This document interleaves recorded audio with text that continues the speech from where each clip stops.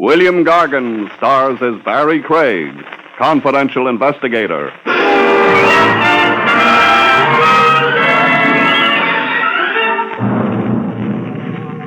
Murderers rarely have many friends.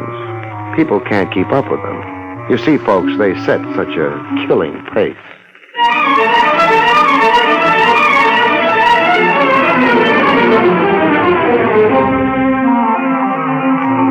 The National Broadcasting Company presents William Gargan in another transcribed drama of mystery and adventure with America's #1 detective, Barrie Craig, confidential investigator.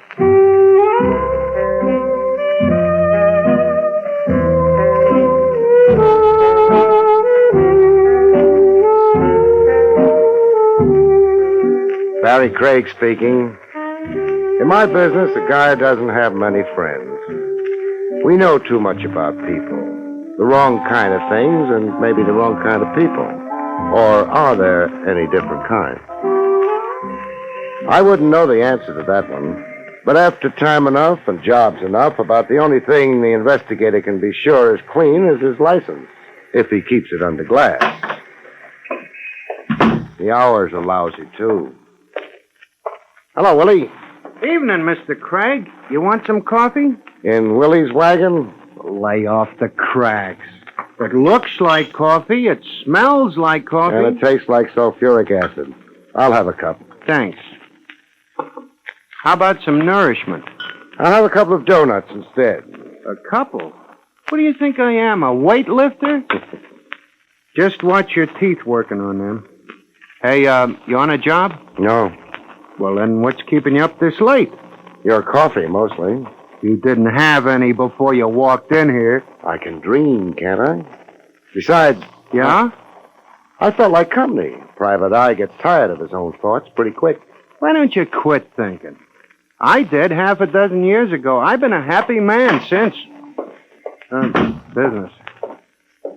What'll it be, Bud? Does it have to be anything? I seen one of those before. Back up.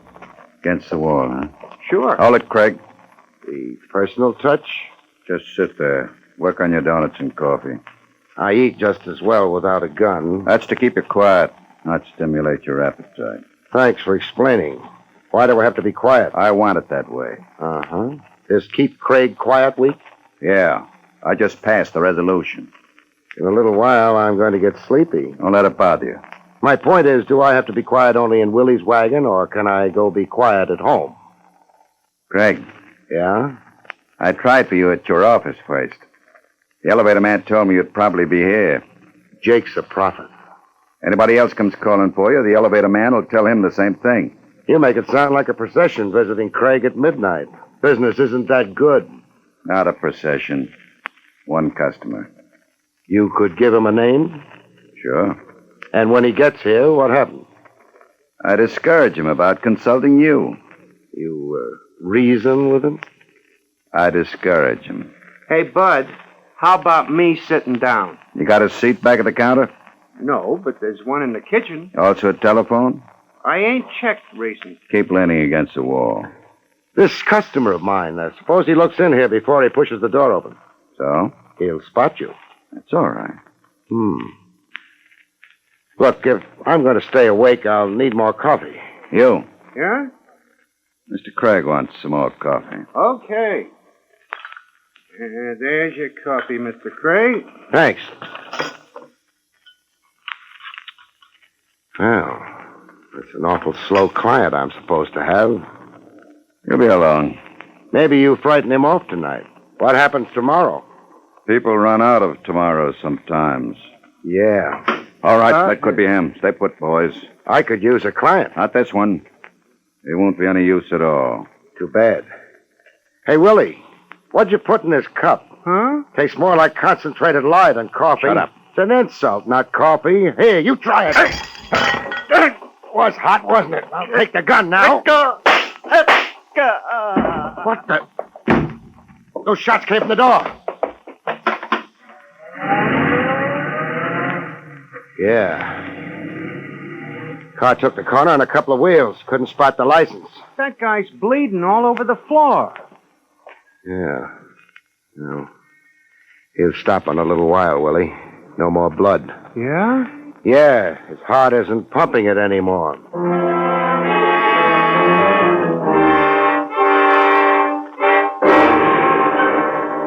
The coffee I'd spilled in his face caked before the cops got to Willie's. It made him look very untidy. The deceased's name was John Largo, Mr. Craig. Thanks for telling me, Lieutenant Rogers. It would appear he was an executive from St. Louis. You mean executioner? A little early for indulging in theory, Barry. Not theory. The guy announced his job. The announcement was perhaps ambiguous. Largo was versatile.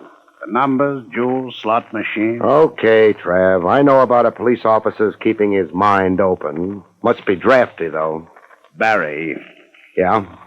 according to your report, Largo intended to discourage a client of yours. That's right. Which client? A client who hadn't hired me yet. But who had indicated he might. Trav, all these questions will maybe look good on a report, but I've told you all I know. I'm not happy about it. Well, maybe if I'd gone to college like you, I'd know more. The way it is, Now, you mustn't hold that college degree against me, Barry. I forgive you. Any psychiatrist will tell you it was my mother's fault. But I've got to bring something in for the captain. Isn't a fresh corpse enough?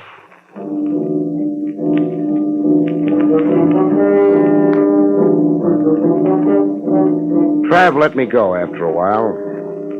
It had been a dull night. Willie's wagon was lousy with the press, and Trav had to concentrate on the department's public relations. I started for home, made a detour, and headed for the office on Madison Avenue. Jake would still be on duty, making sure nobody stole the building. Jake. Jake. Any cow wants to get milk, she can come to me. I ain't going out in the middle of the night. Jake, you're not on the farm anymore. What? Oh, too bad. You should have stayed up in Vermont. No, I got tired of it. Why? Too close to New Hampshire. I've been kind of expecting you. Yeah, I noticed your wide eyes. Jake, a little over an hour ago, a small, fair-haired man was here asking for me. Yeah, I remember him. I told him you was out getting poisoned over at Willie's. He find you? He found me. What I'm more interested in is the second person who asked for me tonight. I don't blame you. What? I said I don't blame you. Must be your Vermont accent. Never mind blaming. That second person was a client. I know that. That client of mine, from the looks of things, committed murder a half hour ago.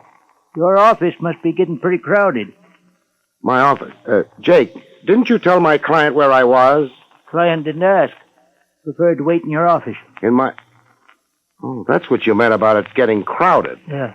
But the murder didn't take place in my office. Not the one I'm talking about, anyway. That's nice. Makes less work for the cleaning women. But in that case... Never mind. Take me upstairs. Yep. Going up? Where else would I be going? I don't know. Them's my instructions. Always ask the passenger which direction he's going. Jake, what kind of a man was he? Who's that? The one up in my office. Well, up in Vermont, we wouldn't call him a man. You wouldn't? No. What would you call him? A girl.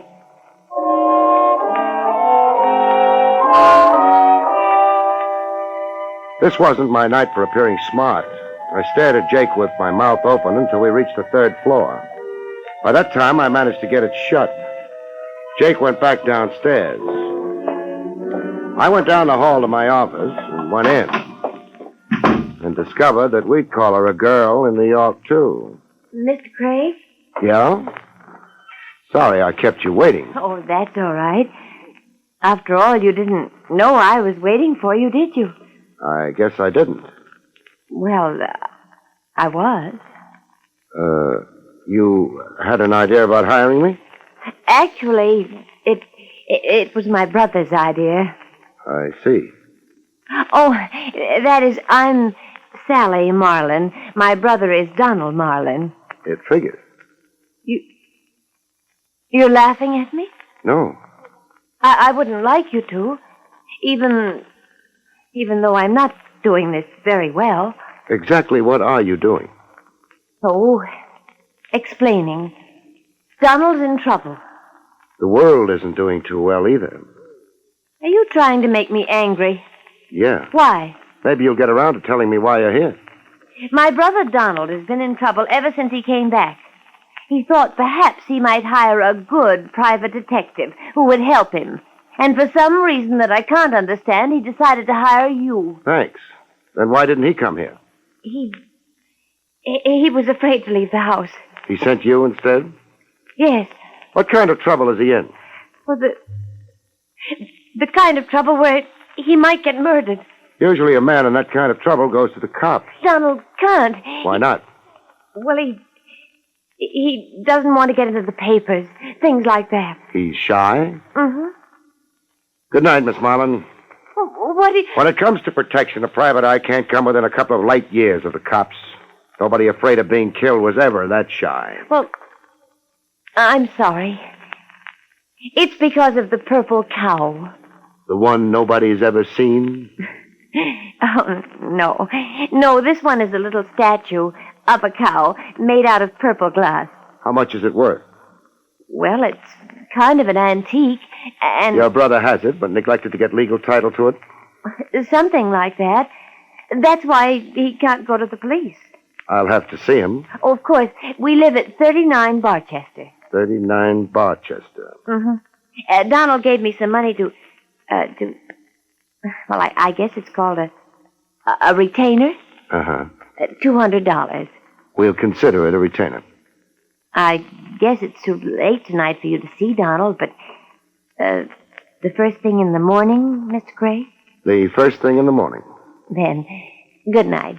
Good night. Miss Marlin. Yes? You said your brother had been in trouble ever since he came back. Uh-huh. Ever since he came back from where? Why, St. Louis, Mr. Craig. St. Louis.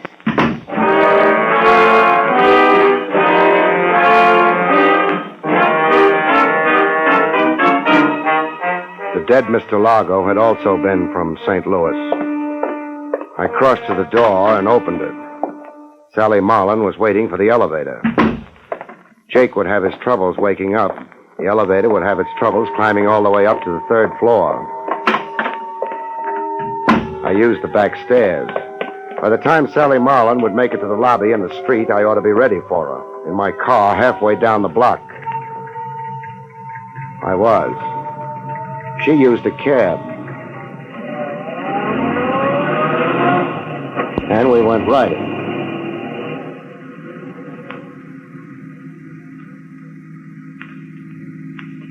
It wasn't a long ride. Her cab slowed down and stopped. I stopped. She paid the cabbie off and went inside. The cab scrammed. I started up. I drove past the place she'd gone into and memorized the address. It was not 39 Barchester.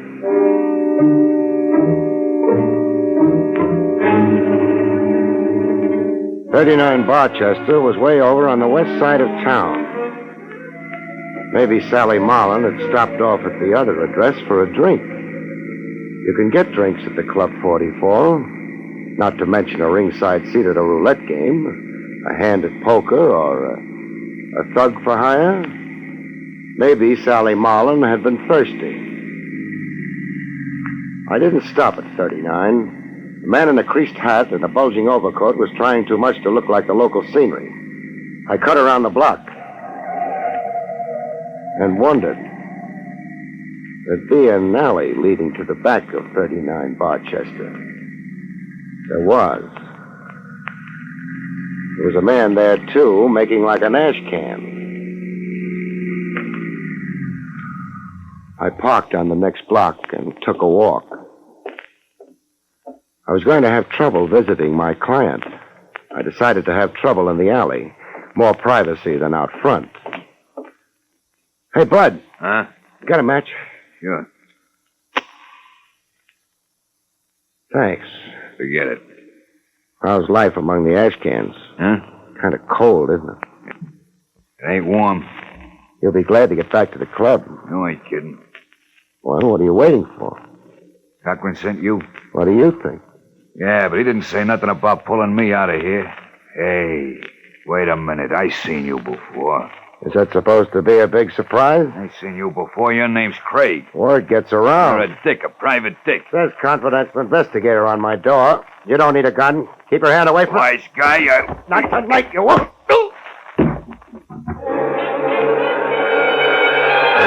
He didn't. He fell down instead. I thought he might be uncomfortable lying on a gun. So I disposed of it for him. I wondered if he'd thank me for it.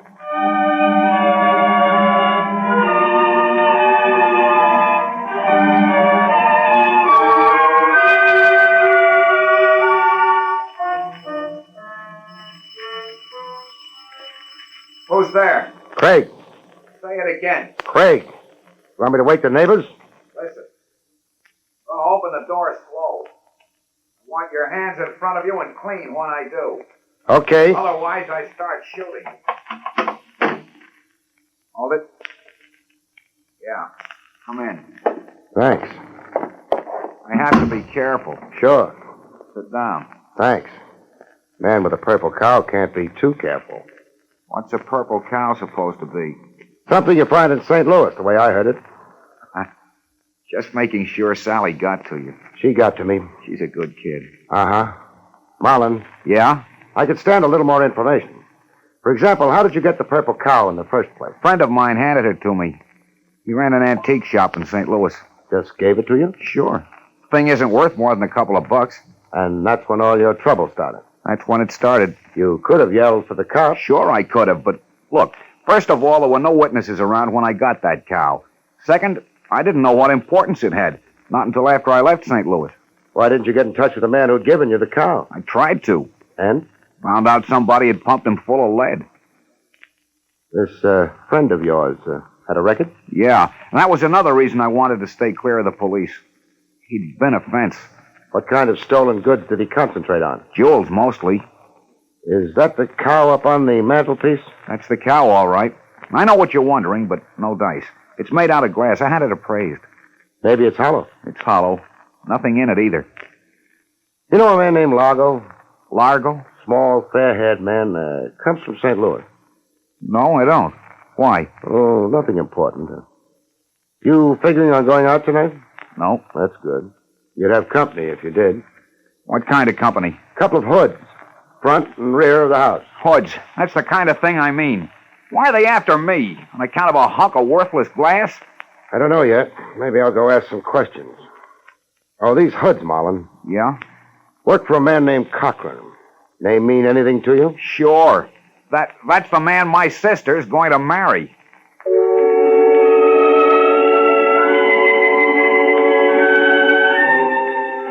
I used the front door. The mug in the alley might be resentful. I had no time to soothe him. I had a headache. I wanted to go home and kill a couple of beers and sleep. Marlin was safe for the night. So was the cow. No reason why I shouldn't go home. Maybe that's why I didn't go home.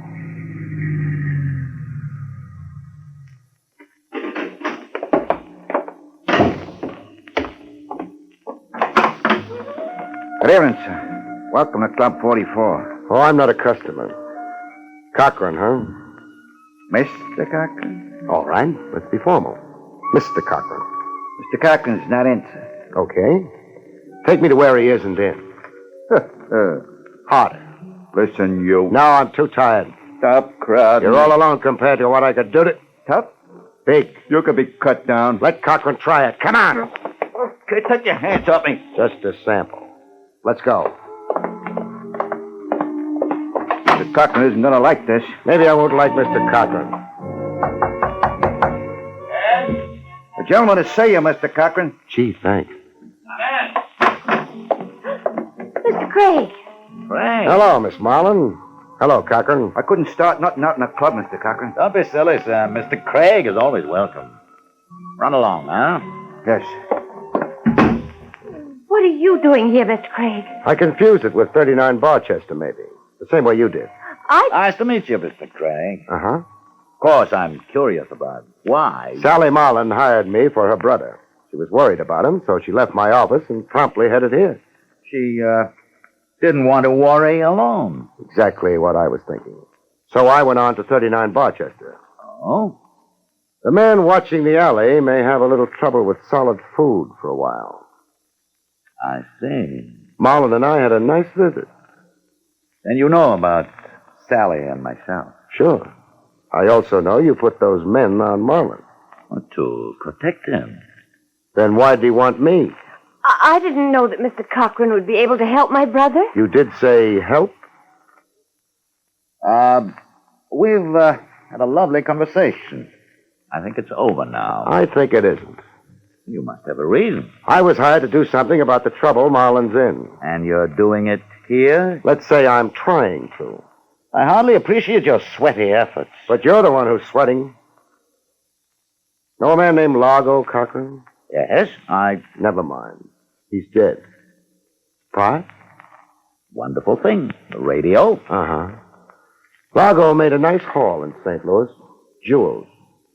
He turned them over to a fence who ran an antique store. How interesting. It gets better as we go along. The fence then turned around and handed Marlin a purple cow. Marlin left town. Largo left town right after him, to wind up dead on the floor of a hamburger joint. What a distressing place to die. I don't think Largo was bothered about the decor. He killed the antique boy when he found out his jewels were gone.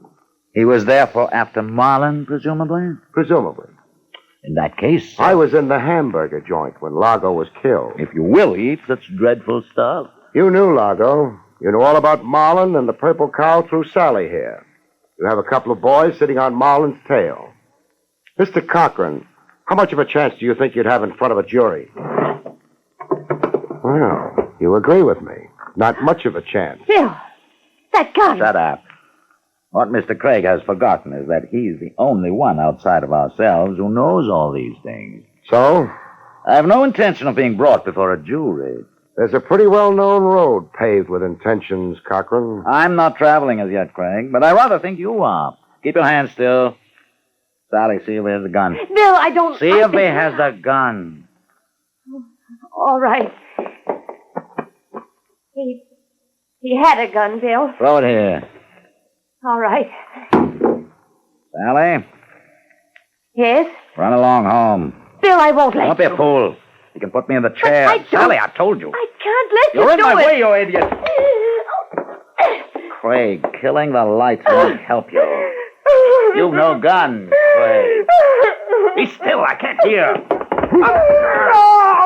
My arm! I don't twist arms for fun. Grab it! Grab it! All right. Thanks. The light, Sally. The thing to do in the dark is keep quiet, Cochran, then nobody knows where you are. I'll know better next time. Sure, if there is a next time. Speak up, Cochran. I'll feed you the answers if it's your boys. Who? Who's there? Lieutenant Rogers, homicide. What do you know? Come in, Trav. Oh, Lieutenant Rogers, and hello, Marlin. Hello. Donald. I decided to yell for help to the cops. About time, too. After you left me, Craig, I began to worry. About those men watching the house, keeping me tied up, waiting. Now, take it easy. I'm all right. I worried about you, too. I knew you were coming here. Thanks. And about Sally. I didn't want her to commit herself. This is ridiculous. What is, Cochran? The insinuation that I killed Largo. That why Craig was holding a gun on you? He thought he was mistaken. Barrie? He might have killed me, Trav. A very solid vote of confidence. One thing bothers me. A modest man. That's because I never went... Barrie. Okay, I'll save it. The thing that bothers me is, how did Largo find out Marlin was going to hire me? Seems like a fair question. Would anyone here like to answer it? Maybe we can throw a couple of possibilities out. Marlin wouldn't have told Largo for a lot of reasons. Among them, the fact that Largo was gunning for him. Marlin, therefore, didn't. Would Sally? I never even knew this Largo. A reasonable reply. You're accepting it, Barrie? Uh-huh. That leaves us Now, wait. Perhaps I did tell Largo something about it. You found out through Sally? That's true. Oh, Bill. I'm sorry, darling, but you see, I've known Largo for a long time. When Largo told me he was after your brother, I thought perhaps I might discourage. It's an explanation. You like it, Barrie? Not much. Cochran told Largo because he hoped Largo would kill Marlin. Oh, no. Only reason it means anything. Then Cochran might inherit the purple cow. But the purple cow is worthless. Now, that can wait till later. Sally, you told your brother that you'd mentioned the business of hiring me to Cochran. Well, I guess so. I demand a lawyer. You'll get one, and a jury. You know something, Trav? Something like what? Cochran was right when he said it was ridiculous. When he said what was ridiculous? That he killed Largo. Oh? Because he didn't. Well, this is a fine time to tell me. Who did? The person who understood my last question to Sally. The person who's making a beeline for the desk with the gun on it. Oh! You mean it was... Sure. Your brother, Mr. Donald Marlin.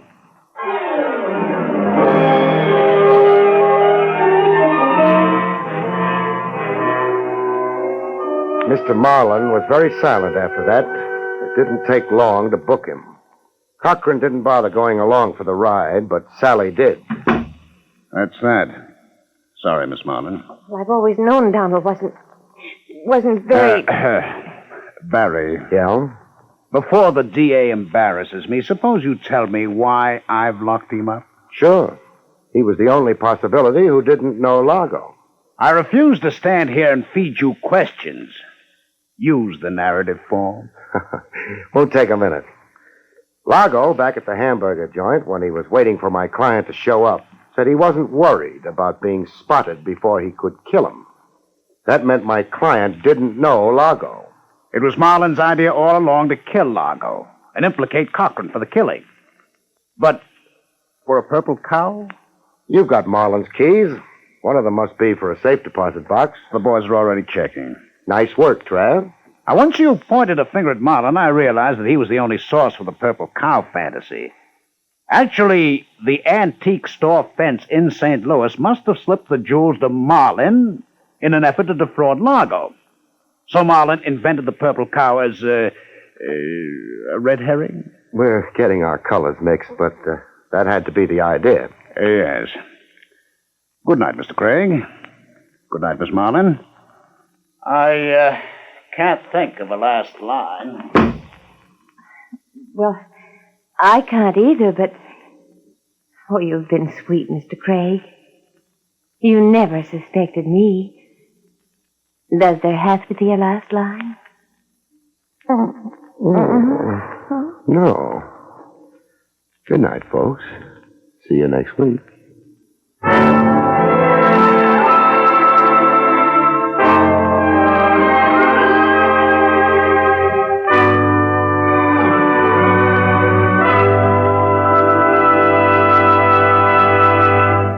You have been listening to William Gargan in another exciting transcribed mystery drama from the adventures of Barrie Craig, confidential investigator. Tonight's story, Death and the Purple Cow, was written by Lou Vittis. Next week, it's a strange story titled Ghost of a Chance, about which Barrie Craig has this to say. In next week's story, a man comes back from the dead to haunt a wife who's been dead almost as long as he has, in an insurance scheme that almost, but not quite, cancels out yours truly. See you next week, folks.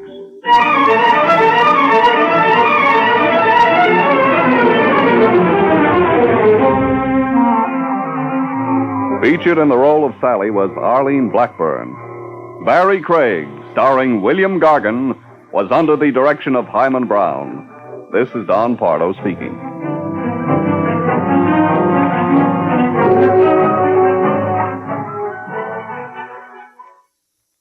Now enjoy Meredith Wilson's Music Room on NBC.